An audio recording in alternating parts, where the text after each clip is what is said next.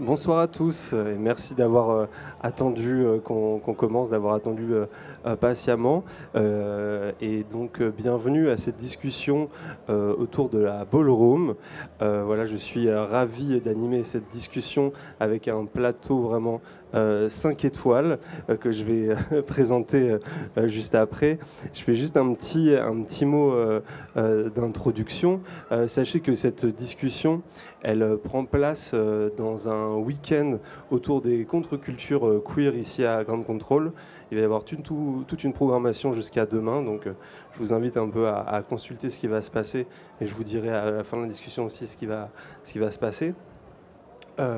Pour revenir à notre sujet, juste moi vous dire un peu pourquoi je suis ici, parce que je ne fais pas partie de la communauté Ballroom, mais je suis journaliste musical et j'ai réalisé un podcast autour de cette culture. J'ai un podcast qui s'appelle Faya, qui est produit par Nick La Radio, donc vous avez le petit logo derrière, et j'ai fait un peu une histoire de cette culture aux États-Unis, en France et au Brésil. Donc je me suis déjà un petit peu intéressé à ça. Donc je suis très content qu'on puisse discuter à nouveau ensemble. Juste pour vous présenter, peut-être pour ceux qui ne connaîtraient pas du tout cet univers, la ballroom, c'est vraiment une culture à part entière, avec sa communauté, son histoire, ses figures, ses codes, ses espaces, ses modes d'expression, son vocabulaire, j'ai envie même de dire ses vocabulaires. Et c'est une culture qui, telle qu'on la connaît, en fait, est née au début des années 70 à New York, et elle a été créée par des personnes gays, queer, trans, noires et latinas, quand elles ont commencé à se réunir en fait en houses, en famille, et qu'elles ont commencé à organiser des balls pendant lesquels elles pouvaient se réunir librement et s'affronter dans des sortes de battles, de danse ou de différentes performances. Et c'est une culture qui a, depuis la fin des années 80, un impact énorme sur la pop culture, sur le mainstream, que ce soit dans la musique, la mode, les clips, tout ce qui va être visuel. L'impact, il est énorme depuis la fin des années 80 et toujours très fort aujourd'hui. Et pourquoi on en parle aujourd'hui à Paris, c'est que Paris est devenu depuis 10 ans la deuxième capitale de cette culture après New York. Là, on a la chance, on a vraiment un très très beau panel à côté de moi. Alors je vais vous présenter en quelques mots, mais surtout on va apprendre à vous connaître au fur et à mesure de la discussion. Donc j'ai juste à côté de moi Rida, qui est queen de la première maison française légendaire. Donc on va on va en parler ensuite de cette maison, de ce que ça veut dire être queen. On va plus parler de ton art, j'ai envie de dire, de les catégories dans lesquelles tu excelles, de ton parcours. Ensuite, juste à côté... Juste, je me permets de t'interrompre. Bonsoir à tous. Désolé pour le retard, déjà. Merci d'avoir attendu. Alors, tu disais Queen. Je ne suis pas Queen, je suis Mother. Mother, excuse-moi. Donc voilà, pour que les gens comprennent mieux. Et la Queen est ici. Excuse-moi, je me suis emmêlé les Mais je rectifie, comme ça, il n'y a pas Mais on va pouvoir parler des différents statuts, justement. Exactement. On va pouvoir parler des statuts. Parce que juste à côté, on a Raja, de la même house. Et toi, donc, tu es duchesse de cette house. Donc, on va pouvoir en parler. Et ensuite, juste à côté, on a Madame B, qui est là pour le coup queen de cette house. Voilà. Désolé de m'être trompé dans le statut. Je parlais brièvement des origines de... Ah, il y avait une première question que j'ai. Parce que moi, je pense que je me suis trompé dans le podcast. On dit le ballroom ou la ballroom? Parce que moi, j'ai dit le, et depuis, on m'a dit, on dit plutôt la. C'est quoi le bon genre en français? Bonsoir à tous, Raja, enchanté. Moi, je dirais, on dit généralement la ballroom, parce qu'en fait, c'est une salle de bal. Et c'est une salle de bal, donc c'est une pièce, mais effectivement, c'est un événement, mais comme l'événement est, entre guillemets, imaginé comme une salle de bal, donc c'est la ballroom. Okay. Voilà. Et c'est une communauté également, donc d'où le côté féminin. Moi, pour ajouter à ce que Raja dit, j'ai un petit moyen mnémotechnique. Je dis la ballroom parce que le nom complet c'est ballroom scene, la ballroom scène. Et en fait, c'est une scène, c'est une communauté, c'est une culture. Ok. Voilà. Bah, t'inquiète, je ferai plus l'erreur. Je voulais juste rajouter ce qu'il faut pas aussi justement parce qu'on parle de ballroom, ce qu'il faut pas faire comme confusion, c'est de confondre un ball qui est un événement où se passe en fait, où on célèbre en fait des identités, et la ballroom. La ballroom, c'est vraiment la communauté, la scène. C'est de ça qu'on parle. Et un ball, c'est un événement. Parce qu'il y a beaucoup de gens qui, pour parler de l'événement, disent une ballroom. J'ai été à une ballroom. On dit j'ai été à un ball, pas j'ai été à une ballroom. Voilà. Bah, tu vois, justement, je comptais à ce qu'on fasse la définition un peu de tous ces éléments. Et justement... Tu l'as très bien fait d'ailleurs dans l'intro, c'était complet, ça nous a un peu mâché le travail déjà. Et j'ai bien compris, et on va en reparler, que la culture ballroom ne se limite pas du tout justement à ce moment du ball. C'est un peu un paroxysme, mais il y a beaucoup de choses autour. Peut-être pour qu'on complète ce que je disais sur les origines de la ballroom scene, est-ce qu'on peut un peu compléter sur ses origines new-yorkaises? Est-ce que, moi je disais, qui a créé cette scène? Est-ce qu'on peut dire un peu dans quel contexte, en fait, pourquoi cette scène elle a été créée, en réaction à quoi? Qui se sent? Bah alors, pour savoir que c'est à l'époque, en fait, la ballroom a été créée en réponse à la discrimination. En fait, il y avait des concours de drague. Souvent, en fait, c'était des personnes racisées qui se faisaient le plus, comment dire, qui ne gagnaient pas. En fait, on leur volait leur victoire face à des gens qui étaient blancs. Et du coup, bah, elles ont décidé, voilà, tout simplement de créer la ballroom scene. En réponse à ça, c'est vraiment de la discrimination. C'est de la résilience face au racisme et par rapport à la persécution qu'avaient les homos à l'époque et tout. Voilà, et pour la petite histoire, justement, c'est Crystal Labeja qui, après un concours où justement elle a perdu, elle dit mais je comprends pas en fait. Je devais gagner. En gros, elle regarde autour d'elle, mais je suis la plus belle en fait. Je suis la plus belle et j'ai perdu, je comprends pas. Donc depuis ça, donc justement ces dragues et ces femmes trans latinas et noires ont décidé de créer leur communauté, de créer leur événement et leur concours à elles. Et justement, à la base, on ne retrouvait pas de personnes blanches. C'était vraiment pour les personnes racisées à New York. Voilà. C'était un autre contexte et une autre époque aussi. Tout à fait. Voilà. C'est vrai que ça a évolué, depuis. Moi, ce qui m'intéresse de savoir, c'est comment chacun parmi vous a découvert cette culture. Comment chacune vous avez entendu parler de ça, ou peut-être vu un jour un passage à la télé, ou je ne sais pas. Comment vous êtes rentré dans cette culture? Comment s'est fait la découverte? Alors, pour moi, la découverte, alors je suis pionnier, donc je fais partie des premières personnes en fait qui ont vu en fait la ballroom, qui n'était pas la ballroom à l'époque. Moi, j'ai connu en fait la ballroom à travers la danse qui s'appelle Vogue Femme. Et aussi c'était avec l'arrivée en fait de YouTube, on avait accès à l'international et du coup j'ai découvert en fait une vidéo, je sais plus ce que j'ai tapé, avec des amis, je suis tombé sur une vidéo sur YouTube d'une célèbre femme trans aux États-Unis qui fait du Vogue Femme. Je suis tombé amoureux en fait de ça, de cette danse. J'ai eu un rejet d'abord. Je me suis dit c'est quoi cette danse, c'est très bizarre, et finalement quelques mois, voire années plus tard, c'est moi qui étais sur scène à m'intéresser à cette danse, puis à cette culture, puisque la danse Vogue Femme, c'est une petite partie, en fait. C'est une catégorie, une des nombreuses catégories de ce qu'on appelle, en fait, la ballroom. Ce que je te propose, c'est qu'on revienne un peu plus tard sur justement les particularités de cette danse précisément. On peut savoir en quelle année c'est cette découverte sur YouTube? On est à peu près quand? Alors moi, je suis nul en année. J'ai pas beaucoup de mémoire. Il me semble que c'était non, beaucoup plus tôt.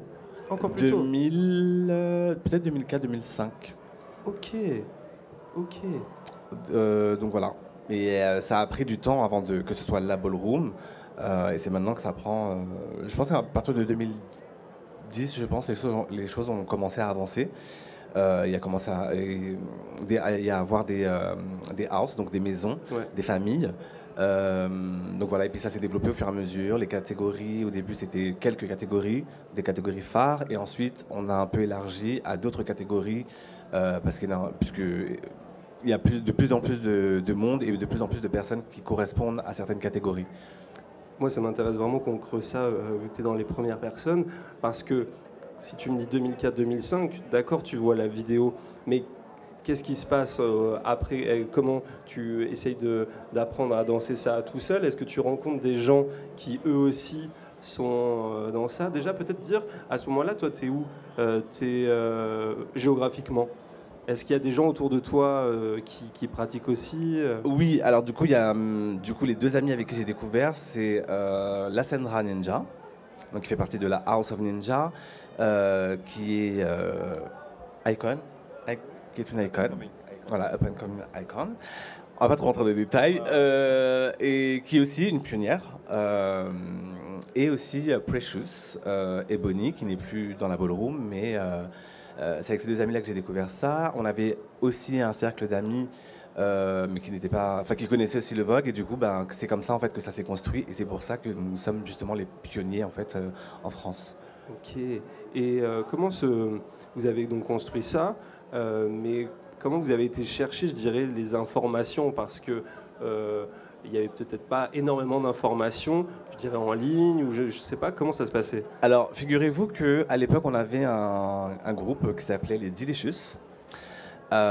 C'était une famille, enfin une bande de potes en fait, qui dansaient. Enfin, voilà. On venait du même endroit, enfin des îles, enfin des Antilles. Et avec ses amis, en fait, donc on avait le groupe Delicious et on faisait un peu, du Vogue Femme, un peu de tout. Et les autres amis en fait qu'on a été chercher, enfin les autres pionniers du coup, sont des personnes en fait qui avaient déjà contact avec les États-Unis et qui avaient déjà des houses. Ok. Qui avaient déjà des houses. Donc du coup, c'est le savoir en fait des États-Unis qui est venu en fait en France. Ce sont les connaissances en fait des États-Unis qui sont venus en France, et donc du coup c'est comme ça qu'on a commencé à connaître certaines choses, certaines particularités de la communauté en fait. Ok. C'était une transmission un peu orale, si on veut dire, Oui, de oui, contact, quoi. oui, oui, oui. Et comme là-bas ça existe déjà depuis un certain temps, donc forcément, enfin, ils ont déjà l'expérience là-bas, ils ont déjà les règles, ça vient de là-bas, c'est le berceau, donc forcément, quand ils transmettent aux gens qui sont ici, ce qu'on appelle en fait des chapters, des chapitres, des house chapters, donc c'est les chapitres des maisons. Vous avez la maison mère et les filiales un peu partout implantées, voilà, en gros pour imager. Ok. Voilà. Et l'arrivée des house, ces chapters à Paris, on est à peu près en quelle année? À quel moment? Comme je vous disais, je pense que c'est 2010. Ok. Ouais. Ok. C'est là que ça se. C'est là où ça structure. commence vraiment à se structurer, à se construire correctement. Et qu'il y ait des balls qui s'organisent. Et qu'il y ait des balls qui s'organisent. Ok. Voilà. Ok. Alors peut-être les autres, vous, est-ce que c'était si tôt que vous avez découvert Alors en ce cette qui me culture concerne, c'est assez rigolo, on a à peu près la même histoire. On m'a envoyé la vidéo une fois, une vidéo où lui dansait avec ses potes. Donc je pense qu'ils avaient déjà acquis certaines connaissances du voguing. Et dans un premier temps, il y a eu également du rejet. Beaucoup de rejet, j'ai beaucoup critiqué, j'ai rigolé. Et il a fallu pas mal de mois avant que je puisse intégrer que ça existe. Ensuite, j'habitais dans le sud à l'époque. Je suis monté dans une soirée où il y avait pas mal de vogueurs à l'époque. C'était la soirée où les vogueurs se retrouvaient, c'était la BBB. Et quand je suis arrivé là-bas, j'ai vu Mother Rida danser et j'ai été subjugué. Je dis c'est ça que je veux faire. Et je suis rentré à Montpellier, j'ai pratiqué. Et quand je suis revenu à Paris, elle m'a intégré dans la house d'une manière assez rigolote parce que je me suis fait éliminer à mon premier ball et je pensais arrêter. Je me suis dit, je suis rentré à la maison, j'ai dit, je vais jamais revoguer. Et elle est venue me chercher une semaine après dans une boîte et voilà, et ça a commencé comme ça. Ok, on va pouvoir parler de ces histoires, de comment on rentre dans une house. Et toi, comment ça s'est passé? Alors, pour ma part, il faut savoir que je suis plus jeune que ces deux personnes. Donc, moi, j'ai encore une vision plus récente. Alors, il faut savoir qu'après le bac, je suis resté étudiant en Martinique. Et j'ai mes amis qui sont partis étudier en France. Donc, eux, ils ont découvert la ballroom. Donc, moi, depuis la Martinique, je voyais les clips, etc. Je voyais ce qui se passait. J'ai trouvé ça super impressionnant. Parce qu'il faut savoir que de base, je suis danseur. Je faisais de la danse folklorique, de la danse traditionnelle de Martinique. Donc, j'ai toujours aimé la scène. J'ai toujours aimé la scène, me maquiller, tout ça, les costumes. J'ai toujours adoré ça. Donc, j'admirais beaucoup ce que les autres faisaient à Paris. Mais loin de me dire que ça pourrait m'arriver un jour, j'étais toujours en mode moi, jamais de la vie, je vais faire ça. C'est de la compétition, c'est du défi. Et puis justement, c'est être avec justement des personnes queer constamment, chose que je ne faisais pas spécialement en Martinique, parce que j'étais vraiment avec mes potes à l'école, même si j'ai fréquenté effectivement des gens de la communauté gay, mais c'est pas pareil. À Paris et en Martinique, c'est totalement différent. Il faut savoir que les mentalités ont changé, donc Dieu merci, en Martinique ça va mieux maintenant. Mais c'est pas, comme je suis habillé là, comme ça, en Martinique, je ne me permettrai pas de le faire. Là, j'ai pris le métro tranquillement, voilà, il n'y a pas de souci, quoi. Enfin, il n'y a pas de souci. Je pense qu'on sait de quoi on parle. Bref, donc pour revenir à l'histoire, mais j'arrive à Paris en 2019. Je vois un premier bol. Il y avait une énergie incroyable. Franchement, si vous n'avez pas vu de bol, il faut faut essayer au moins une fois. C'est l'énergie qui se dégage dans la salle. J'en parle, j'en ai des frissons. Bref. Et donc,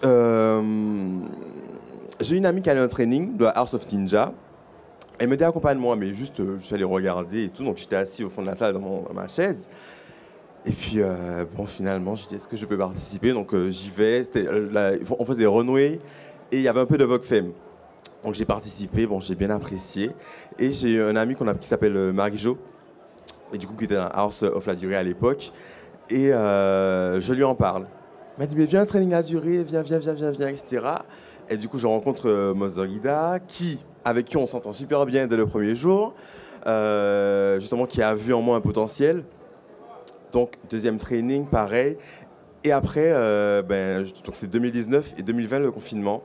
Donc, ça me bloque dans mon élan, entre guillemets. Mais du coup, je rentre chez mes parents pour le confinement en Martinique. Et pendant ce confinement, se produit un clip avec les gens de la house. Moi, je ne suis pas la durée du tout. Hein. Encore une fois, j'ai eu quelques entraînements, mais je n'ai pas encore intégré la house. Sauf que j'ai un ami à la base qui est en Martinique également, Oricham, qui dit à la Mother non, Raja est dans le clip à tout prix, il faut qu'elle soit dans le clip, faut qu'elle soit dans le clip. Du coup, de Paris, Mother Guida m'appelle. Et elle me dit, bon, en fait, quelles sont tes motivations dans ce house? Que justement, on va en parler, mais il y a toutes ces étapes quand même pour intégrer une house. Moi, je suis comme dans un entretien. Je lui ai dit, oui, moi, j'ai ça. J'ai déjà mes dessins pour les prochains bols. Je sais ce que je vais porter, etc. Donc, elle m'a dit, bon, ok. Du coup, j'intègre la house et je suis la durée. Voilà, donc maintenant, depuis 2-3 ans, je crois, à peu près. Voilà. T'es arrivé préparé? Ouais, j'avais déjà des objectifs. En fait, c'est quelque chose que j'aimais déjà de base. C'est juste que je pense que j'avais un petit frein, c'était vraiment la peur et puis aussi il y a le regard des autres. Parce qu'il faut savoir, je pense que pour la communauté gay, en tout cas à Paris, les gens qui sont hors ballroom ont une vision de ce qu'ils appellent les vogueurs, qui n'est pas forcément...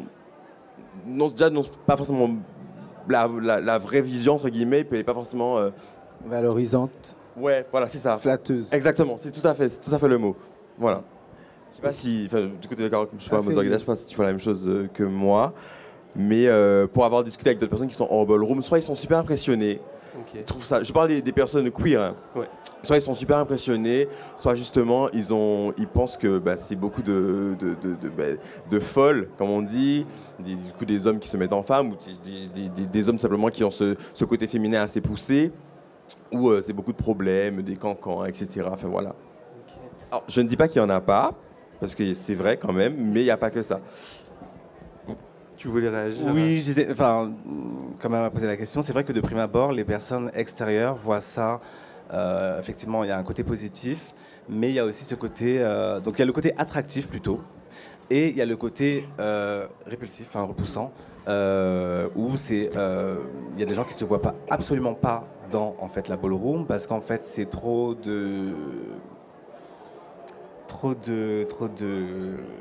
Je pense que c'est le côté paillettes, le côté fantaisie. Ça, c'est attractif. Mais de l'autre côté, en fait, il y a une peur. Il y a une peur. Il y a une peur de l'inconnu, sûrement. De je ne sais pas où je vais mettre les pieds. De est-ce que ces gens sont bien? Est-ce que c'est, il y a une peur générale. Ouais, puis il y a des rivalités aussi, entre les house. Ça reste la compétition. Hein. Dès qu'on voit un bol, c'est un concours, on se prépare, on s'entraîne pour le bol. Le but, c'est de ramener des trophées pour la house. Et des fois, il y a de l'argent à gagner. Enfin, bon, voilà quoi. Justement, puisqu'on parle des house depuis tout à l'heure, est-ce qu'on pourrait donner une petite définition de ce que c'est une house? Je voulais juste rajouter quelque chose. C'est un propos juste autour. En fait, juste pour que vous ayez conscience qu'on mélange anglais et français tout le temps. Parce que comme ça vient des États-Unis, du coup, on a beaucoup de termes dans le jargon de la ballroom qui sont en anglais.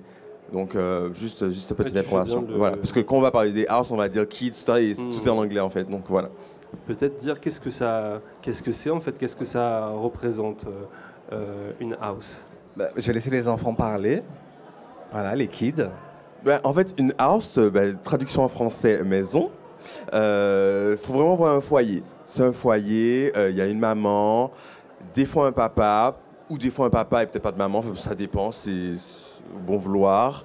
Il y a une marraine, il y a un parrain, godmother et godfather, et il y a des kids. Il y a des kids, donc en gros, c'est vraiment, il y a une hiérarchie. T'as les parents, du coup la mother qui est on the top. Ensuite, tu as la godmother et le godfather. Après, tu as les kids. Après, dans les kids, effectivement, on peut avoir des titres. Comme nous, moi, je suis duchesse et il y a la queen. Voilà. Et du coup, comme dans une famille, c'est la maman qui prend les décisions. C'est les parents qui prennent les décisions. C'est les parents qui voient avec les enfants... en tout cas, dans la ballroom, qu'est-ce qui leur correspond le mieux par rapport à la catégorie. Mais il n'y a pas que l'aspect ballroom. Les parents sont là aussi pour nous épauler dans la vie quotidienne, que ce soit pour le travail, que ce soit une activité extérieure, peu importe. Si vraiment on a un problème dans la famille, on peut se tourner vers notre famille ballroom, vers nos parents ou vers nos frères et sœurs. C'est une version, la ballroom, la house, je ne vais pas dire que c'est une version caricaturée parce qu'en vrai c'est ça, mais il y a vraiment ce côté soutien. Parce qu'il y a un sujet qu'on n'a peut-être pas dans les familles, puisque justement, il faut se rappeler aussi que tous ces kids, ils rentrent dans des houses à l'époque à New York parce qu'ils sont rejetés par leur famille. Donc ils rentrent dans des houses justement pour trouver cette famille de substitution qui sera là justement pour les épauler quotidiennement, quoi. Voilà. Les accepter pleinement en fait.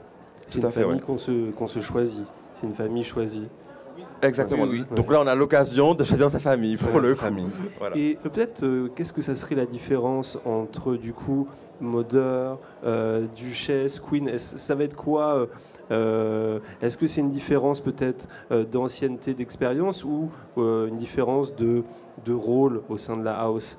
Et comment vous définiriez chacun vos rôles? Alors, c'est un peu un mélange de plein de choses. C'est à la fois l'expérience, c'est l'exemplarité, c'est voilà, la rigueur aussi, parce que voilà, il faut être rigoureux, il faut donner l'exemple tout simplement, il faut être une figure exemplaire dans la house à tous les niveaux, c'est-à-dire être à l'heure, être toujours fierce, donner des conseils, prendre en main certains trainings. Voilà, quand la mother elle n'est pas là, c'est vraiment prendre le backup, c'est vraiment, on est voilà, comment dire, les anges gardiens de la house, je dirais ça comme ça. On prend soin des autres, on essaie de les intégrer. Il y a aussi une part politique sometimes. Il faut aussi parler avec les autres houses, créer des liens, les alliances, parce qu'elles existent aussi. Hein. Donc voilà, il y a un peu de tout. Moi, en ce qui me concerne, la queen, moi je vois mon rôle comme, encore une fois, de l'exemplarité. C'est un peu comme la vitrine de la house. Voilà, ce à quoi on va se référer, si on veut, quelle image de la durée, j'aimerais bien représenter. Enfin, moi, je fais ce qu'il faut, en tout cas, pour donner cette image-là et voilà, et prendre des responsabilités quand il faut et tout. I'm still learning, parce que c'est encore frais, mais voilà, on fait au mieux, tu vois. Alors, juste aussi pour rajouter comme information, les titres sont donnés par la mother. Du coup, nous, on a 2 mothers. Voilà, j'ai oublié de dire ça. Des fois, il peut y avoir plusieurs mothers. Nous, on en a 2. Moi, je suis duchesse. Alors, pour définir, moi, je vois vraiment mon rôle comme la grande sœur. Je suis un peu la grande sœur dans la house. Je vais aider mes frères et sœurs pour leur tenue, en training. qu'il faut savoir que je suis là depuis 2-3 ans, donc j'ai encore des choses à apprendre aussi. Moi, j'ai pas le recul, en tout cas sur la ballroom. Donc j'ai ma petite expérience. Donc vraiment moi c'est aider mes frères et sœurs dans leur évolution, qu'on s'entraîne pour l'image justement qu'ils renvoient lors d'un événement, lors d'un ball. Et je suis Madame B dans tout ce qui est image de la house. C'est-à-dire lorsqu'on va dire The First French House, on verra nos visages. Voilà. Okay. Ou en tout cas il faut qu'on fasse en sorte que ce soit nous, quoi.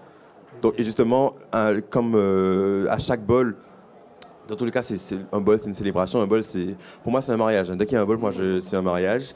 Donc, I have to look good. Il faut vraiment qu'on soit au top comment dire, je sais pas, de notre... Pas physique, enfin, si, physiquement, en soi, si. Il faut qu'on soit beau, il faut qu'on soit belle, enfin, voilà. Et le rôle de modeur, qu'est-ce que ça implique? C'est encore... J'ai l'impression que c'est un job à plein temps. Tout à fait. C'est vraiment un job à plein temps. Alors, être Moser, moi j'apprends encore parce qu'en fait j'ai eu la folle idée, on va dire, de vouloir créer en fait ma propre house. C'est une house qui n'existe pas aux États-Unis. Oui, elle est née en France. Parce que j'estime les États-Unis ont une réalité, la France a une réalité aussi. Donc en fait, c'est bien de s'inspirer, mais on s'inspire, voilà, on s'inspire, mais on fait aussi notre chemin. Donc voilà, donc j'ai décidé de créer cette house. Donc je me suis retrouvé pour le coup Mother, donc Mother fondatrice, et donc j'apprends ce que c'est. Je sais que, il faut que je veille en fait à ce que les kids aillent bien, les aider, que ce soit pour l'aspect même préventif, santé, l'aspect strass et paillettes, tout ça. En fait, je suis là pour les guider. En fait, je suis une personne qui doit les guider dans toutes leurs décisions, ou à peu près toutes leurs décisions. Okay. Et on ne peut pas non plus tout contrôler, éduquer, oui. Et du coup, tout simplement, dans le travail qu'elle fait, nous, on est là pour l'épauler.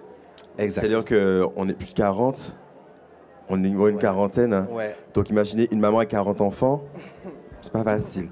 Donc nous, on est les petits pions on est de la modeur un peu quotidiennement avec les kids. Ce sont un peu des leaders, du coup, ce qu'on appelle aussi des leaders, les personnes qui ont des titres.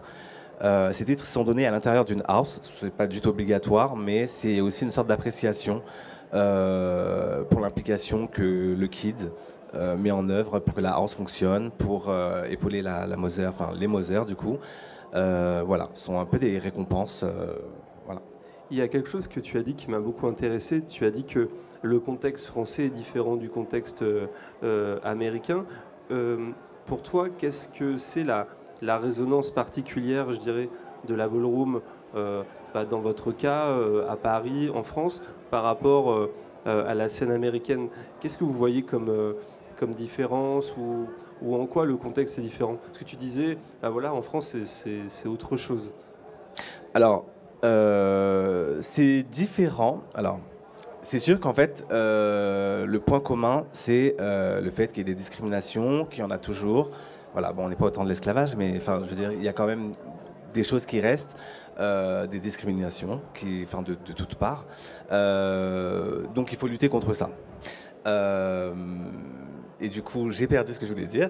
En gros, quelle différence tu vois entre les deux contextes? Parce que c'est quelque chose qui t'a poussé à toi-même créer une house différente. Du coup, je disais que c'était différent dans le sens où déjà, on n'est pas sur le même territoire. Donc on ne vit pas les mêmes choses, on n'a pas la même histoire, le même vécu, tout est différent. Il y a des populations, des cultures différentes, il y aura peut-être, il y a des cultures différentes, tout est différent. Et donc en fait, c'est bien de s'inspirer, c'est pour ça que je disais tout à l'heure, c'est bien de s'inspirer, mais aussi de prendre en compte la réalité que l'on vit. Qui n'est pas celle en fait qui est de l'autre côté sur l'autre continent. Ouais, c'est des vécus différents, des références exactement. même culturelles différentes. Oui, exactement. Ça, c'est quelque chose que je montrais un peu dans le podcast, c'est qu'il y a aussi ici des fois des musiques qu'on entend dans les balls qu'on ne va pas entendre là-bas parce qu'il y a des références différentes ici. Alors, je ne parle pas pour toutes les catégories, hein, parce qu'il y a quand même des musiques qui sont bien particulières pour cette catégorie, mais des fois, il y a des petits samples qui vont être différents.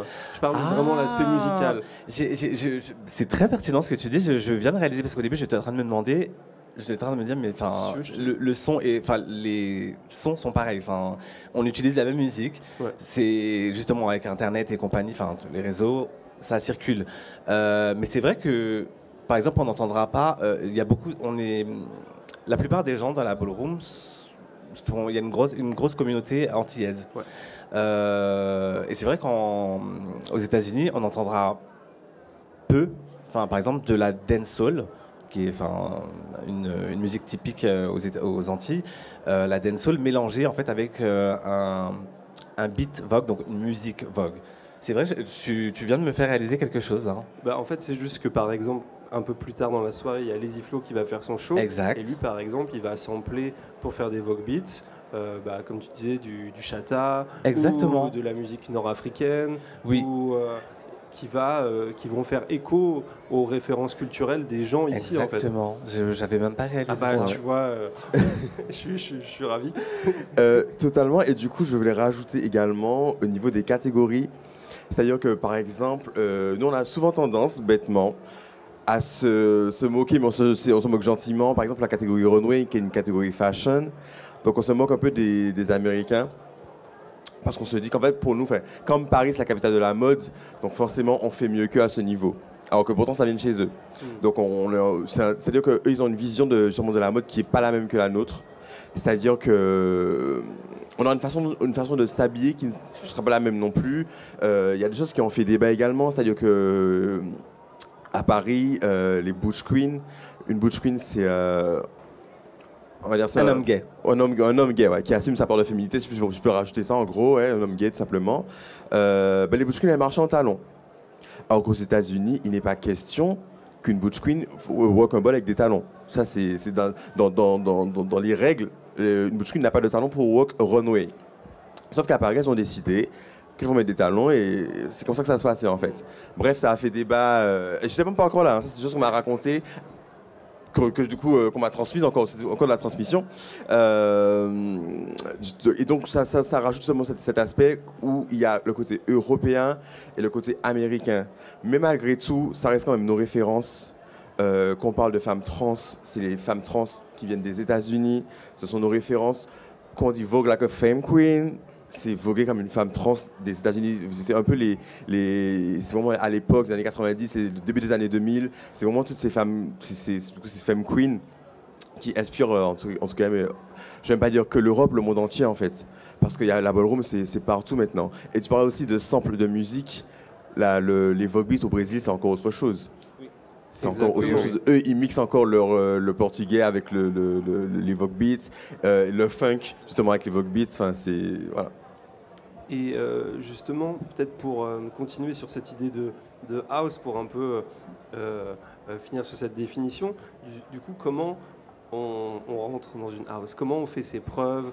Comment ça se passe? Déjà, est-ce que toi, tu reçois des demandes? Est-ce que les gens viennent te voir? Est-ce qu'on t'envoie des DM? Comment ça se passe?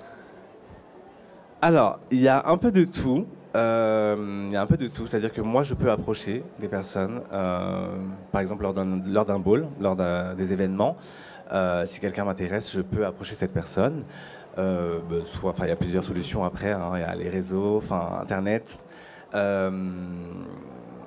Et il y a aussi le fait aussi que les kids, ou en tout cas les agents 007, les 007, donc ce sont des agents secrets qui sont dans les balls et qui cherchent, qui sont ouverts en fait à des houses, qui peuvent aussi venir en fait et approcher telle ou telle house parce qu'en fait je sais pas, l'atmosphère générale qui se dégage de la house lui plaît, parce qu'il a peut-être une référence en fait dans cette house et il aimerait bien en fait faire comme cette personne.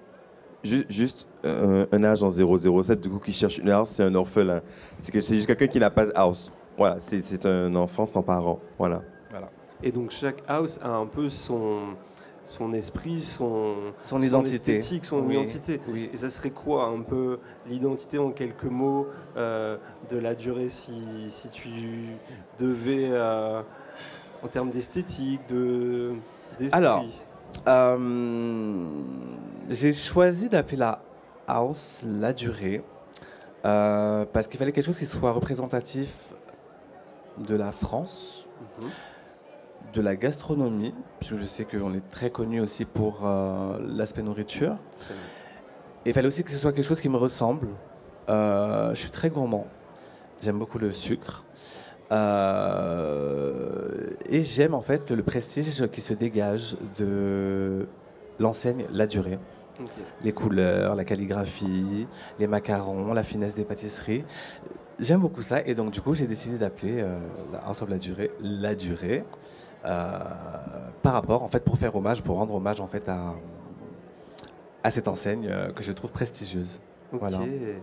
Et donc c'est un peu ça, c'est un peu le prestige, c'est un peu la France, c'est un peu la...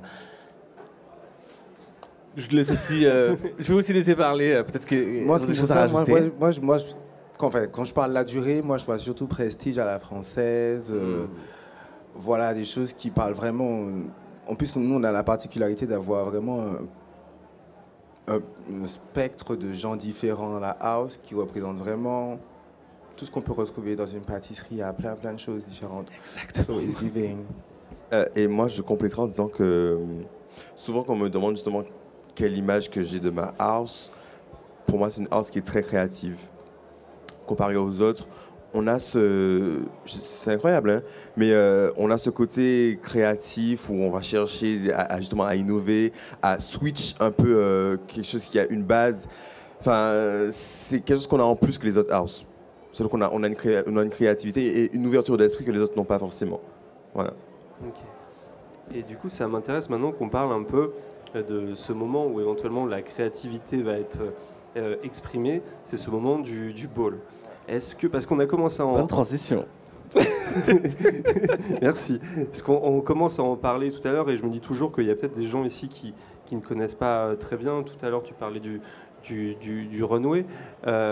Est-ce que vous pouvez nous dire, ça ressemble à quoi un ball? Qu'est-ce qui va se passer si je n'ai jamais été dans un ball? À quoi je peux m'attendre? Comment ça va être structuré un peu ce moment-là? Alors déjà, juste... Après, je laisserai la parole à Raja, mais un ball, c'est quelque chose qui se prépare. Il y a un avant et il y a un pendant et un après. Donc là, c'est là où les enfants, donc les kids, même la Mother aussi, se préparent en fait pour aller combattre, en fait aller au front. Ce sont des événements qui peuvent durer énormément. Ça peut durer 4 heures, un ball, voire plus. Aux États-Unis, c'est beaucoup plus parce qu'ils sont énormément. Ici, ça va encore, mais je trouve déjà que c'est long. Donc c'est des événements très très longs où il y a plein de catégories. Donc on célèbre en fait les identités. Chaque kid en fait va dans la catégorie qui lui correspond. On pourra parler des catégories après. Et oui, et donc il y a le avant, donc la préparation, il y a le pendant, donc le stress, l'entraide, la fatigue aussi, parce qu'en fait il faut crier, aussi, beaucoup d'émotions, il faut crier en fait, faut crier, faut se battre en fait, faut se battre, c'est une bataille. Et puis après, forcément, s'il y a victoire ou pas victoire, s'il y a victoire, on célèbre en grande pompe. S'il y a défaite, il faut aussi consoler. Donc derrière, il y a aussi, faut consoler, parce que ça remet aussi en question. Il ne faut pas oublier que c'est une compétition où en fait, vous avez des juges. Vous avez des gens qui vous jugent en fait, des gens qui sont comme vous et qui vous jugent. Donc quand quelqu'un se fait éliminer, par exemple, donc se faire chop. Derrière il faut consoler parce qu'en fait c'est quand même une sorte de rejet, c'est une sorte de défaite,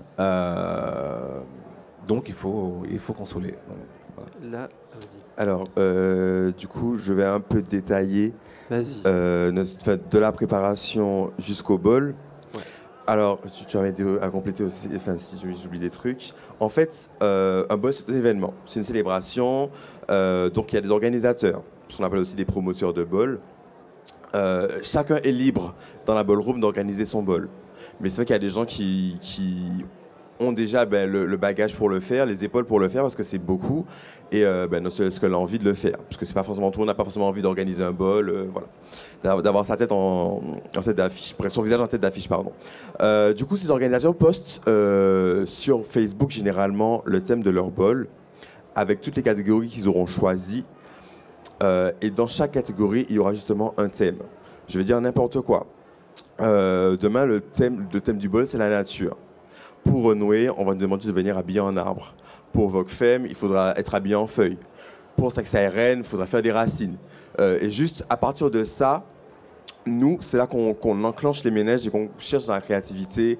Trouver sa tenue, c'est des recherches. Il faut chercher dans nos références, souvent de mode. Souvent de mode, ça peut être des séries, ça peut être une star, une célébrité, peu importe. On va chercher comment on pourra se faire remarquer. Parce que le but d'un bol aussi, c'est se faire remarquer et briller le plus.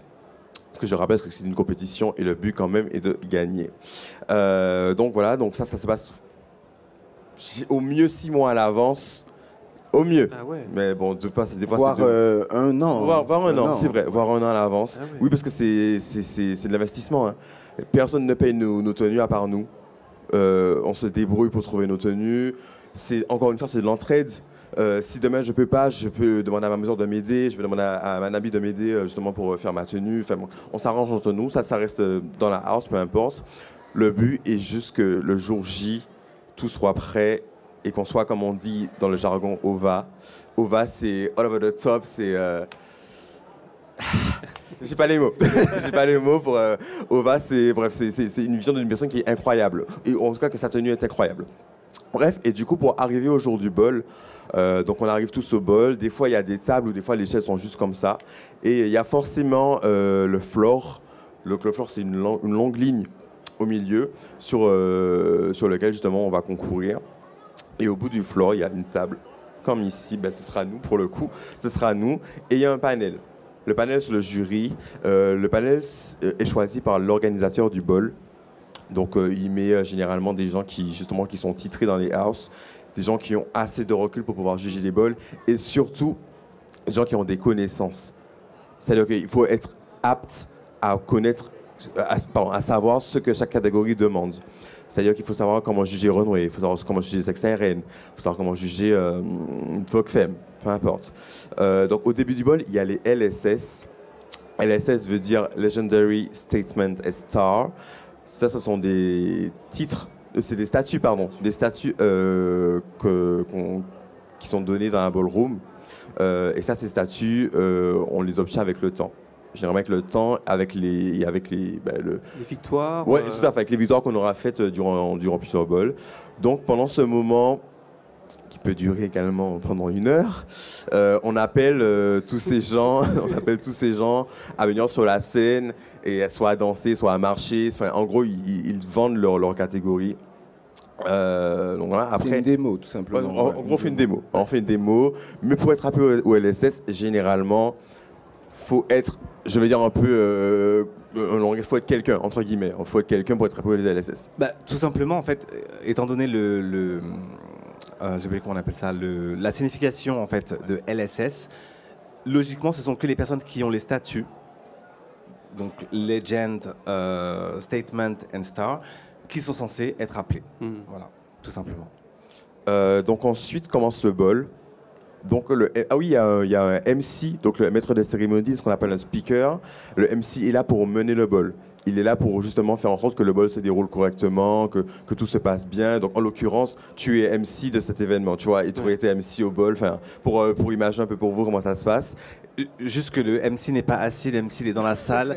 Il n'est pas assis à la même table, enfin il n'est pas à la table des juges. Il est mobile. Il est mobile, donc voilà, il regarde tout ce qui se passe, il regarde qui est dans la salle pour justement aussi. Il y a aussi ce qu'on appelle, il y a un LSS, mais il y a aussi le roll call. C'est là où justement il y a des personnes, on va dire influentes, des personnes que les gens connaissent, qui commencent à se faire connaître. Mais justement, c'est ces gens qu'on appelle au roll call. Le roll call rentre dans les LSS, hein, mais ces gens n'ont pas forcément de statut dans la ballroom. Voilà. Mais ils vont quand même tout à fait, passer... Voilà. On va quand même les présenter. Un exemple tout bête, moi j'ai été appelé au roll call très tôt. Très tôt, alors que j'avais pas de statut. J'ai eu mon statut de star que dernièrement.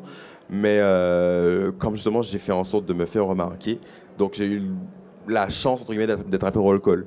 Mais imaginez une salle de plus de 1000 personnes, on ne pourra jamais appeler tout le monde, quoi, dans tous les cas. Et c'est le rôle justement de cette personne, à chaque catégorie, de dire, d'annoncer les catégories. Voilà, donc le MC va annoncer les catégories et il y aura toujours un décompte donc, qui part de 10, 9, 8 et en allant par là jusqu'à 0. Et toutes ces personnes qui veulent participer à la catégorie ont le temps du décompte pour se présenter sur scène. Si le MC a le temps d'arriver à 0, ben, la catégorie est fermée et même si tu étais prêt, enfin, du coup, en l'occurrence, tu n'étais pas prêt à temps, ben, c'est trop tard. C'est trop tard, donc même si tu as dépensé 1 000 € pour ta tenue, ma chérie, ben, t'as loupé en fait. Ouais. C'est fini et tu peux pas retourner. Du coup, toutes ces personnes qui ont eu la chance, enfin, qui sont arrivées avant la fin du décompte, se présentent au jury. Donc en l'occurrence, moi c'est Renoué, donc moi je vais marcher, je vais défiler jusqu'au jury. Et il faut que toutes les personnes du jury lèvent la main pour donner les tenses. Donc un tense veut dire 10 tout simplement, et c'est la validation. Validation. Alors, juste petite précision, le panel il est composé enfin il est impair en termes de numéros parce qu'il va falloir départager. Voilà, pour les votes d'égalité. Voilà, tout à fait. Donc ce panel lève les mains et le MC justement, si tout le monde lève la main, l'expression c'est tense across the board, donc 10. Je traduis bêtement, 10 sur toute la table. En gros, tout le monde a donné tout le monde a validé. Mais il se peut qu'une personne ne soit pas d'accord ou ne soit pas satisfaite de la prestation de la personne. Donc ce qu'on appelle un chop, en gros, c'est disqualifié. Et un chop suffit à... Un chop, voilà. C'est comme... Tu peux avoir 1 million de tenses. Tout à fait. Si tu as un chop, tout à fait. Over. Tout à fait. C'est comme l'émission avec les croix, là. Avec une croix rouge. Voilà, c'est ça. Si quelqu'un buzz... La nouvelle star ? Non. La France a un incroyable talent. Ça, oui, la France a un incroyable talent. C'est ça, exactement. Si quelqu'un élimine, c'est fini pour toi, mais tu rentres chez toi. Okay. Tu rentres chez toi. Tu sors de la scène en tout cas. Et du coup, toutes les personnes qui auront pu avoir leur tense, ils vont participer au battle. Et le battle, c'est tout simplement comme vous avez déjà vu des battles, et c'est le meilleur qui l'emporte. Ça va jusqu'à une finale. Le meilleur ou pas, d'ailleurs. Je voulais juste rajouter alors le terme tense, donc 10, ça vient du fait qu'avant, dans les balls, en fait, c'était des notations. Donc c'était juste des notes, ça allait de 1 à 10. Et donc après, avec, je sais pas pourquoi d'ailleurs, mais avec nous, quand c'est arrivé en fait, à Paris, nous c'était tense. Donc je pense que là-bas, il y a dû y avoir quelque chose où en fait, ils n'ont plus suivi le système de notation. Enfin, ils ne suivaient plus en fait le 1, 2, 3 ouais. Et en gros, ils ont fait juste 10. C'est 10 ou rien. Voilà, en gros, c'était ça. D'ailleurs, je ne sais pas si vous avez déjà vu la série Pause. Dans Pause, dans Pause, ils donnent des chiffres. Et du coup, c'est l'addition de tout qui fait que la personne gagne ou pas. Donc là, on commence à avoir une bonne idée d'un ball. Il y a donc le floor, il y a le jury, il y a le host. On parlait de musique, il y a un DJ. Il y a le public qui est essentiellement composé en fait des house, en fait, où tu disais tout à l'heure, pendant qu'un participant, une participante passe, on l'encourage avec quoi d'ailleurs, parce que alors, avec ce qu'on appelle dans le jargon un chant. C'est, on va dire, l'hymne. On peut en avoir plusieurs. C'est l'hymne qui correspond à notre house. Ça va être une petite chanson qu'on va chanter entre nous, comme un cri de guerre. Voilà, un cri de guerre, c'est le mot que je cherchais. Et du coup, voilà, chaque house a un ou plusieurs cris de guerre. Et l'idée, c'est quand il y a les LSS, par exemple, le membre de la house, il va passer, on va chanter, également pendant les battles, mais également lors des délibérations, parce que des fois, il arrive que le jury ne puisse pas prendre une décision. Et souvent, c'est le cri de la house derrière qui fait changer d'avis. C'est assez humain. Les gens ils sont influencés. Et voilà, ça peut aider aussi. Ok. Et donc, non seulement ça aide le panel à décider, mais même nous, pendant les battles, avoir sa house qui chante derrière nous, ça nous donne la force, en fait. Ça nous pousse, ça nous motive. Comme je vous disais, le but est de quand même être fier de soi, certes, en premier abord, mais le but aussi de ramener des trophées pour la house, quoi. La coupe à la maison. Voilà, tout à fait. D'ailleurs, ça va m'intéresser. J'ai envie qu'on parle avec vous de vos différentes catégories, parce qu'on ne va pas pouvoir parler de toutes les catégories. Un ball, c'est beaucoup de catégories. Mais peut-être pour avoir un exemple de quelques-unes, est-ce que vous pouvez me parler de vous, vos catégories dans lesquelles vous avez l'habitude de performer, pour un peu les présenter? Toi, quand il y a un ball, dans quelle catégorie tu concours? Alors, moi, c'est très récent, mais je concours dans une catégorie qui s'appelle Sex Siren. Ok. Donc, en fait, c'est une catégorie qui est une... comment on dit ça Alors, cette catégorie, elle a été créée pour les travailleurs du sexe. Voilà. À l'époque, ils fréquentaient, dans la ballroom, on va pas se mentir, il y avait beaucoup de prostitution et tout, et il y en a encore, sometimes. Du coup, ces gens-là, ils voulaient trouver leur place, ils n'avaient pas envie de danser, ils n'avaient pas envie de défiler, ils n'avaient pas envie de faire les beaux, ils avaient juste envie qu'on les représente et qu'on les célèbre pour ce qu'ils sont. Et donc, en l'occurrence, travailleurs du sexe. Et du coup, les stripteaseurs, les escortes et compagnie, les gogos, c'est là qu'ils font leur preuve. Voilà, en fait, ce que je cherchais, c'était... le mot, c'était dédicace, en fait, Ok. aux travailleurs du sexe. Ok. Un Un hommage. Hommage aux travailleurs du sexe. Donc ça, c'est ma catégorie. Alors, non, je ne travaille pas dans le sexe. J'ai une profession, bref, que je tairai. Mais moi, c'est parce que j'ai un rapport au corps particulier. J'aime beaucoup tout ce qui est sexy, comme voilà, vous pouvez voir, tout ce qui est transparent, tout ce qui est rapport au corps. J'adore ça. Donc, c'est une catégorie où aussi on célèbre le corps. Alors, on célèbre plus le sex appeal. Donc, la manière, en fait, la manière de séduire, la manière d'être sexy, ça peut passer à travers plein de choses. Donc ça peut passer à travers les vêtements, ça peut passer à travers l'attitude, le regard, toutes ces choses-là en fait. Mais c'est quelque chose que j'ai découvert très tard. Comme je vous ai dit, c'est très récent. Moi là-bas, j'ai commencé avec Runway. Ok, tu peux nous Donc dire ce que Runway, c'est...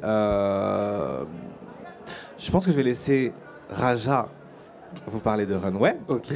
Alors, donc j'ai fait Runway et ensuite j'ai fait Vogue Femme, pardon. Vogue Femme qui est la catégorie dansante, donc la catégorie très... du coup, je laisserai Raja parler de Runway, parce que c'est sa catégorie. Madame B de Vogue Femme, c'est aussi sa catégorie. Voilà. D'ailleurs, on peut faire plusieurs catégories. Hein. C'est possible, justement, lors d'un ball, ou pas forcément, peu importe, de faire plusieurs catégories. C'est-à-dire qu'il y a des personnes qui sont justement qui sont assez téméraires, qui pendant un événement vont faire plusieurs catégories. C'est-à-dire qu'ils vont finir une catégorie et aller se changer vite justement pour la prochaine catégorie. C'est de l'organisation. Ouais, c'est exactement. Et après, c'est assez, je pense, stimulant lors d'un événement. Donc voilà. Alors, est-ce que je parle de ma catégorie? Attends, je veux juste rebondir avant, parce que tu as dit quelque chose qui m'intéressait par rapport au corps. Oui. J'ai l'impression que un ball, ça va être un moment où on va pouvoir célébrer tout type de corps, et notamment des corps qui vont pouvoir être des fois jugés à l'extérieur. Totalement. Est-ce que c'est ça? Totalement. En fait, il faut savoir que la ballroom, c'est un endroit où on est accepté comme on est, en fait.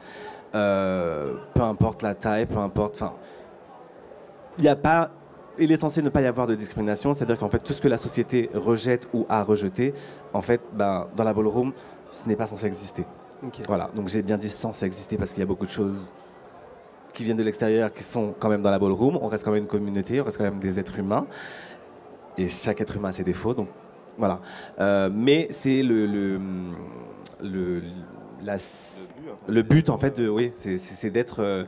c'est peut-être pour ça que vous parliez de contre-culture. Ouais. Voilà. On fait pas tout comme dans la société. Voilà. C'est ce qu'on appelle une safe place, en fait. Exactement. Voilà. Et du coup, peut-être que tu peux nous décrire cette catégorie du runway, Alors, nous dire à quoi ça ressemble. Excusez-moi, je vais juste rajouter par rapport aux catégories que j'ai citées. Je disais que je suis rentré tard en fait pour Sex ARN. En fait, les catégories que j'ai faites avant sont des catégories que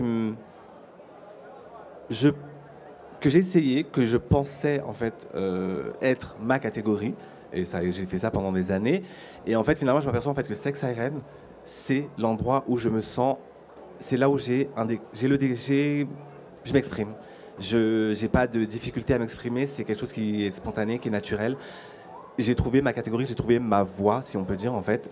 Mais je suis quand même passé par d'autres catégories qui étaient phares et qui sont toujours phares, qui étaient phares à l'époque où moi j'ai commencé et qui sont toujours des catégories phares maintenant en fait. Voilà. Donc ça peut être un chemin aussi pour apprendre C'est à un se chemin, connaître. exactement, pour apprendre à se connaître, pour apprendre voilà, à s'accepter. L'acceptation, c'est vraiment dans l'acceptation en fait. Ok. Et- Alors, pour ma part, moi, j'ai eu la lumière tout de suite. Pour ma catégorie, c'était renouer, c'est ce que je voulais faire. De toute façon, on arrive justement dans la house. C'était une évidence. Tout à fait. En tout cas, pour l'instant. Pour l'instant. Et ça fait pas longtemps. Oui. Et justement, je voulais rajouter que justement, comme elle est arrivée à un moment où en fait la ballroom a été construite, moi à l'époque en fait, il n'y avait pas toutes les catégories qu'il y a maintenant en fait. Donc du coup, c'était un peu comme une sorte d'obligation où non, ma copine fait ça, je fais ça aussi. Quoique moi j'avais un parcours un peu différent, mais je ne suis pas. J'essaie de voir ce qui me va, ce qui me correspond. Je ne suis pas comme un mouton, mais voilà. En fait, à l'époque, il y avait que quelques catégories. Et maintenant, en fait, là, les personnes qui arrivent dans la ballroom, elles ont l'embarras du choix. Et à l'époque, tout le monde voguait. Et à l'époque, tout le monde voguait. Ouais, tout le monde C'était dansait, la catégorie. Tandis Voilà. que maintenant, on peut arriver et ne pas du tout danser, quoi. C'est une possibilité. Enfin, moi, du coup, j'ai appris à voguer parce que j'aime danser, mais c'est pas une obligation. C'est pas une obligation, bien que ce soit bien en soi de voguer aussi, de danser, mais bon, c'est pas une obligation. Du coup, pour revenir à Runway, en fait, Runway, c'est une catégorie qui rentre dans le cercle des catégories fashion. Donc, Runway, on est censé présenter notre tenue. Donc par rapport au thème justement, on va préparer notre tenue. Les tenues de Runway généralement sont assez opulentes. Le but c'est aussi, comme je disais tout à l'heure, de se faire remarquer, justement de donner ce switch au fashion. Pourquoi fashion aussi? Parce que moi c'est ce que j'ai étudié. Donc forcément j'avais cet attrait déjà pour la mode bien avant la ballroom, donc c'était déjà plus facile pour moi. J'ai aussi cette créativité que je peux totalement, je ne vais même pas dire déverser, que je peux jeter dans Runway. Franchement, je m'amuse beaucoup. Je m'amuse beaucoup, même si préparer un ball, c'est beaucoup de stress, malgré tout, mais c'est ce que j'aime en fait. J'aime faire des recherches, j'aime faire des mood boards, voir avec les trous. Enfin, moi, je ne sais pas coudre, donc généralement, je fais faire mes tenues. Voir justement avec les créateurs ce qu'ils peuvent faire pour moi, comment on peut trouver des choses qui sont justement assez effectives sur le floor.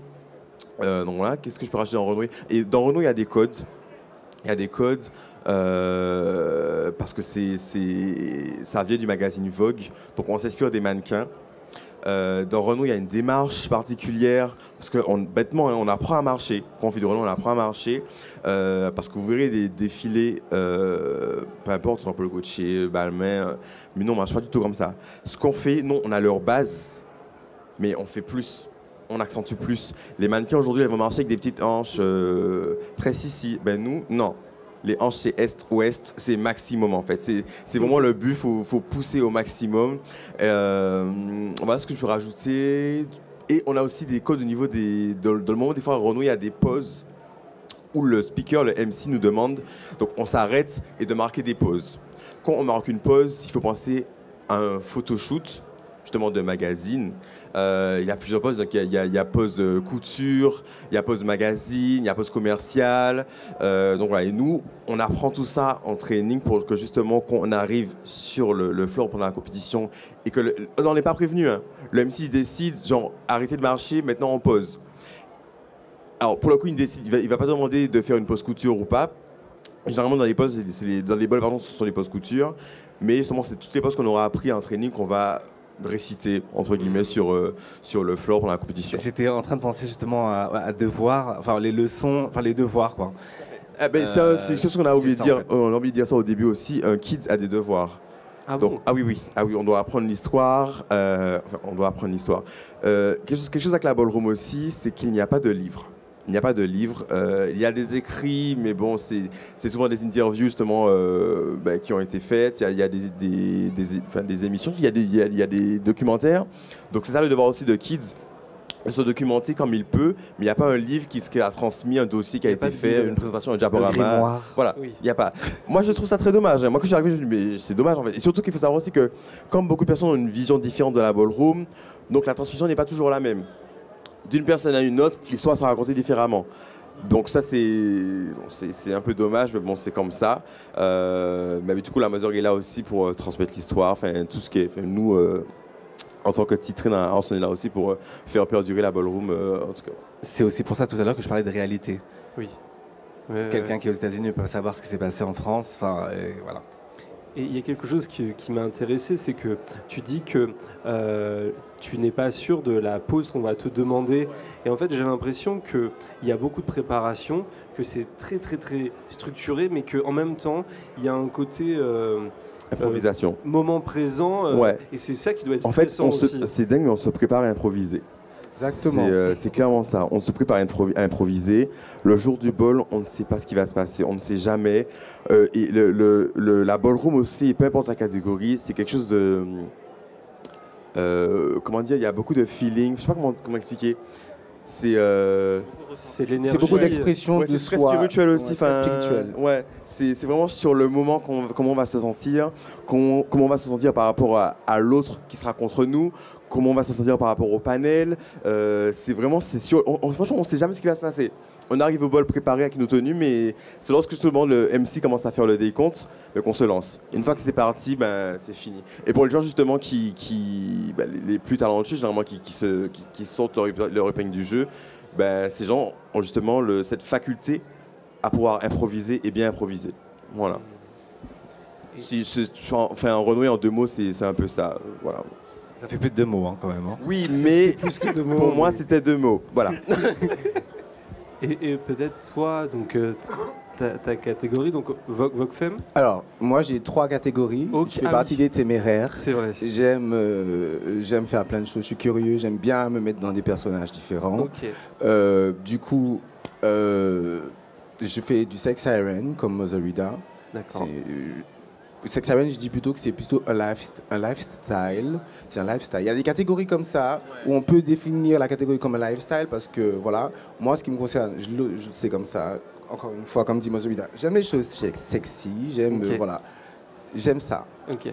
Et après, je fais du Vogue Femme. Ouais. Alors, Vogue Femme, c'est l'expression de la féminité, mais à son paroxysme. C'est-à-dire qu'on va aller, du coup, s'inspirer des femmes trans de l'époque qui dansaient, de leur gestuelle, de leurs attitudes. On va essayer de se rapprocher au maximum de la féminité, mais tout ça se complique quand, en fait, en réalité, il y a 5 pas de base. Ah, voilà. 5, on va dire ça comme ça. 5 éléments, on les appelle les éléments. Donc, à partir de ces 5 éléments, il va falloir jouer sur le son, s'exprimer, raconter quelque chose et surtout rester dans la féminité. Et c'est ça Vogue Femme. Vogue Femme, c'est vraiment l'expression à travers les 5 éléments de la féminité à son paroxysme, le sexy, voilà.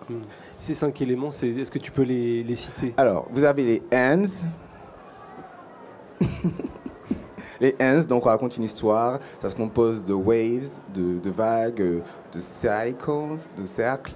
Et on commence par ça, obligatoirement ou pas forcément, pas mais c'est un élément qui ne s'arrête jamais. Peu importe les autres éléments que vous allez faire, il y a constamment des hands. Ouais, okay. Après, vous avez le catwalk, qui est l'élément qu'on utilise pour se déplacer debout. On vous fera une démo de toute façon. Oui, c'est ça, juste après, il y aura une démonstration. Vous avez le duckwalk, qui est un élément de déplacement, mais un peu plus bas, donc comme le canard. Voilà. Vous avez le floor, donc tout ce qui se fait au sol. Donc il y a ici des codes, c'est vraiment raconter quelque chose, c'est faire l'amour au sol un peu. Et vous avez le spin dip, qui est une composition de 2 éléments, on va dire. On le rassemble en un. C'est un tour avec le dip, en fait. C'est le point final, souvent, voilà, de la danse. Après, pour finir, moi, je fais juste lip sync aussi. Lip sync performance, il y a ça récemment. Enfin, ça existe dans la ballroom. C'est pas les mêmes codes que chez RuPaul. Mais voilà, on est... Tu veux nous dire le principe? Le principe est le même, voilà. On passe un morceau de musique. Exactement. Et on fait comme si on le chantait, quoi. Exactement, voilà, avec une mise en scène, on a les paroles à apprendre des mois à l'avance ou des semaines à l'avance. Il y a plusieurs chansons à retenir d'artistes différents ou pas, ou alors c'est juste une production et voilà. Là, juste avant, on parlait des interactions qui ont lieu pendant le ball, et je sais pas si vous allez peut-être me corriger, mais j'ai l'impression que pour cette catégorie Vogue Femme, je pense que c'est peut-être là qu'il y a peut-être le plus d'improvisation ou peut-être le plus d'énergie spirituelle ou de folie qui peut apparaître. peut-être pas le plus. Non, pas spécialement. Enfin, vraiment, c'est vraiment pour chaque catégorie. Hein. C'est vraiment pour chaque catégorie. Après, Vogue Femme, c'est la catégorie qui est la plus physique, effectivement, parce que c'est de la danse. Et puis, il y a quand même il y a un contact. Ça reste un battle. Hein. On se bat en dansant. Ils se battent en dansant. Ouais. Vraiment, c'est pas la plus spirituelle. Okay. Par contre, c'est la plus connue. C'est la plus connue et c'est celle pour laquelle il y a le plus d'engouement. Que ce soit dans la ballroom et hors ballroom également. Ouais. Parce que moi, je me suis toujours dit, qu'est-ce qui doit se passer dans la tête et dans le corps à ce moment-là, entre la musique, entre son opposant, ses opposants, le jury, le public, ça doit être justement, énorme. Les vogueurs sont des performeurs.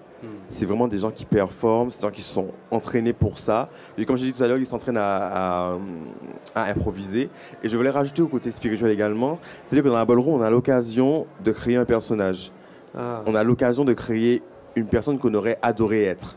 Et justement, c'est sur la scène que cette personne prend place. Je prends juste référence à Beyoncé qu'elle disait que justement elle s'appelait à l'époque, hein, quand elle était encore vivante, Sasha Fierce, dès qu'elle montait sur scène, c'était plus elle.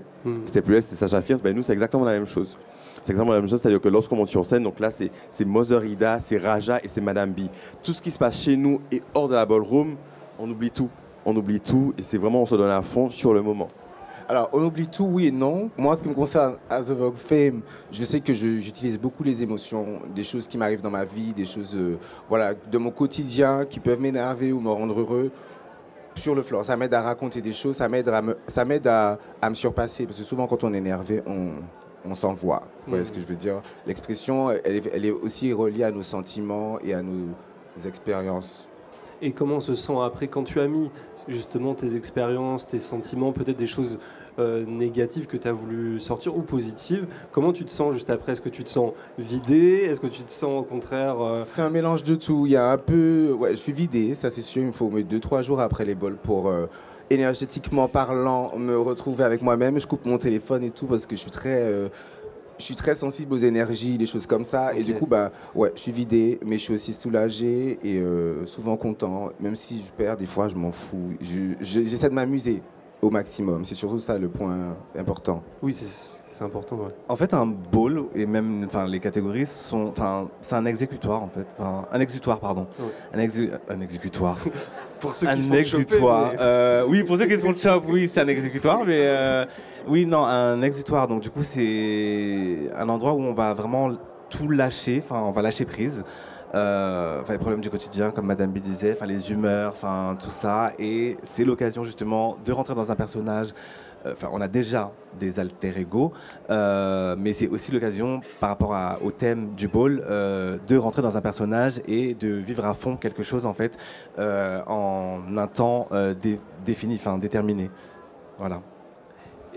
Ce qui m'intéressait, c'est que tu parlais par rapport au personnage, un peu une sorte d'avatar, tu parlais de Beyoncé, et ce qui est intéressant, c'est qu'elle peut servir d'inspiration dans cette scène, mais elle-même, dans son dernier album, elle s'est beaucoup inspirée justement de la culture ballroom. Je voulais juste le souligner. C'est dans les deux sens, mais dans son dernier album, elle en parlait, c'est pas qu'elle en parlait, mais elle s'est vraiment inspirée de ça. Ce qui m'a intéressé quand on parlait des catégories, de ton évolution, de ton chemin, de comment ça t'a aidé à te connaître, à mieux définir ta catégorie. Vous, ça a changé quoi c'est le fait de rentrer dans cette culture, dans ces types de performances? Est-ce que ça vous a appris, vous aussi, à vous connaître? Comment ça vous a transformé? Alors, moi, je dis souvent aux nouveaux qui arrivent, la ballroom, c'est une école. C'est clairement une école de la vie parce que la réalité, elle est différente. On est constamment soumis au jugement, on est constamment soumis à la remise en question, à l'amélioration de soi. Donc, en fait, on apprend beaucoup sur nous-mêmes. Moi, ça m'a énormément changé. J'étais quelqu'un qui n'était pas capable du tout je n'aurais pas été en mesure de faire ce que je fais là aujourd'hui sans la ballroom. Je suis quelqu'un d'hyper réservé en réalité. C'est pour ça que j'ai plein de personnages parce que ça me permet de fuir un peu mon moi timide, mais voilà, ça m'a donné beaucoup de confiance en moi, ça m'a permis d'aller à des entretiens comme ça m'a permis de pouvoir m'exprimer en public facilement, ça m'a appris beaucoup de choses, mais ouais, à tous les niveaux, vraiment. C'est une école de vie. Ok. Moi, je vois la ballroom, ça m'a permis de m'émanciper. Effectivement, j'étais quelqu'un, j'ai toujours eu une forte personnalité, donc j'ai pas spécialement de soucis justement à prendre la parole ou à parler. Enfin, je suis pas spécialement timide en tout cas à ce niveau. Mais tout ce qui est au niveau de mon style, au niveau de justement du maquillage, c'est beaucoup de choses que justement j'ai l'occasion de faire grâce à la ballroom. Et ben en gros ça a poussé tout ça, ça s'est accéléré assez vite. Et puis aussi je parlerai aussi de confiance en moi.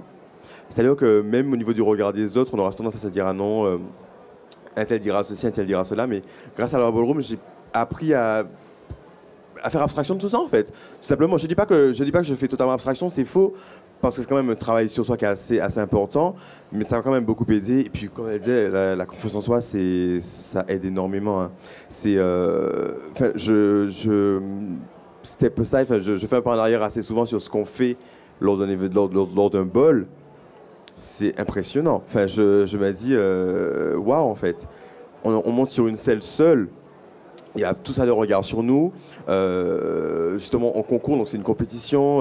On est là, on se défie entre nous. Enfin, c'est beaucoup hein, pour une seule personne. Donc, ouais, ça m'a apporté. C'est vraiment de la confiance en soi. Et puis, je me sens déjà, ne serait-ce que dans la société, ne serait-ce qu'au travail, peu importe, je me sens déjà plus fort. Et ouais, moi, je dis souvent merci la ballroom. Hein. Vraiment merci. Juste pour rajouter ou souligner en fait les propos de Madame B et Raja, la ballroom en fait c'est quelque chose qui nous permet tout simplement d'exister en fait. C'est moi je viens par exemple du 93, j'ai grandi en banlieue.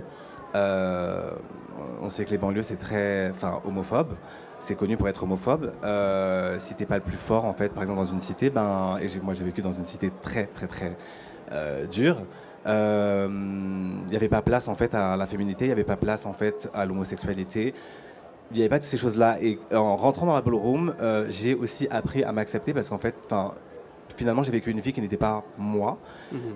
J'ai vécu parce que en fait, j'ai vécu à travers le ressenti ou en fait le regard des gens en fait. Et c'est très libérateur en fait quand on sait qui on est, on sait même si on sait d'où on vient, et qu'on vit sa vie en fait, tout simplement, sans qu'un tel puisse avoir un jugement ou quoi que ce soit.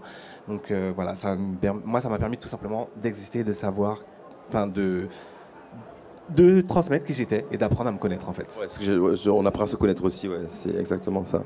Bon, merci beaucoup. On m'a dit que voilà, on était arrivé à la limite du temps. Merci vraiment beaucoup d'avoir partagé ce que ça a représenté, j'ai envie de dire intimement dans vos parcours, parce que on peut apprendre l'histoire du mouvement, savoir les figures, mais ce que ça représente pour telle ou telle personne intimement, en quoi ça l'a changé, comment ça a fait évoluer sa vie, je trouve ça assez beau et c'est très précieux. Donc merci beaucoup et d'avoir partagé ça. Merci à vous. Merci beaucoup. Merci au public. Merci pour votre attention. Et puis donc on va avoir un moment de démonstration juste après, parce que c'est bien de parler, mais à un moment il faut voir à quoi ça ressemble. Ensuite on va avoir un show encore après de Lazy Flow, qui est un DJ producteur qui justement s'inscrit, qui est juste là, il se cache. Voilà, qui est un super producteur de Vogue Beats. On aura encore après un DJ set de Missy, qui est un super DJ qui fait partie de la scène aussi. Donc voilà, vraiment une soirée pour avoir une expérience de ce que c'est cette culture. Encore merci à vous trois et à très vite. Merci à toi. Merci.